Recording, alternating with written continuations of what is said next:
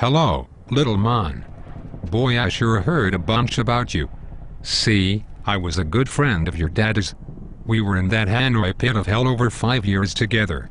Hopefully, you'll never have to experience this yourself, but when two men are in a situation like me and your daddy were, for as long as we were, you take on certain responsibilities of the other. If it had been me who had not made it, Major Coolidge would be talking right now to my son, Jim. But the way it worked out is I'm talking to you, Butch. I got something for ya. This watch I got here was first purchased by your great-granddaddy. It was bought during the First World War in a little general store in Knoxville, Tennessee. It was bought by Private Doughboy Ernie Coolidge the day he set sail for Paris. It was your great-granddaddy's war watch, made by the first company to ever make wristwatches. You see, up until then, people just carried pocket watches. Your great-granddaddy wore that watch every day he was in the war. Then when he had done his duty, he went home to your great-grandmother, took the watch off his wrist and put it in an old coffee can. And in that can it stayed till your grandfather Dane Coolidge was called upon by his country to go overseas and fight the Germans once again.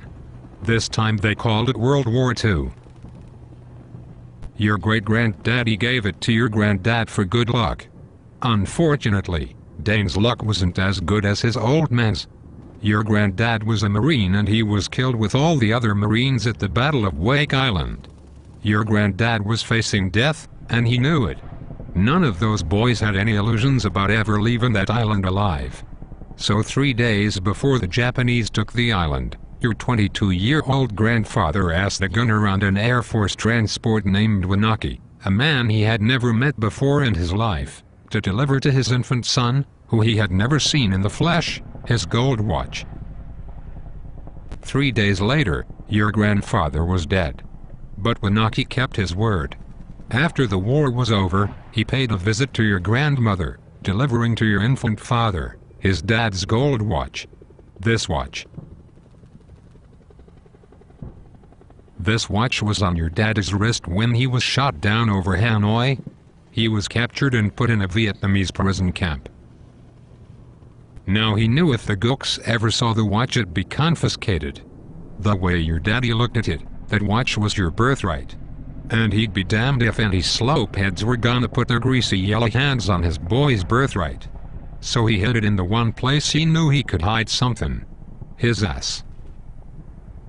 5 long years, he wore this watch up his ass. Then when he died of dysentery, he gave me the watch. I hid this uncomfortable hunk of metal up my ass for 2 years. Then, after 7 years, I was sent home to my family. And now, little man, I give the watch to you.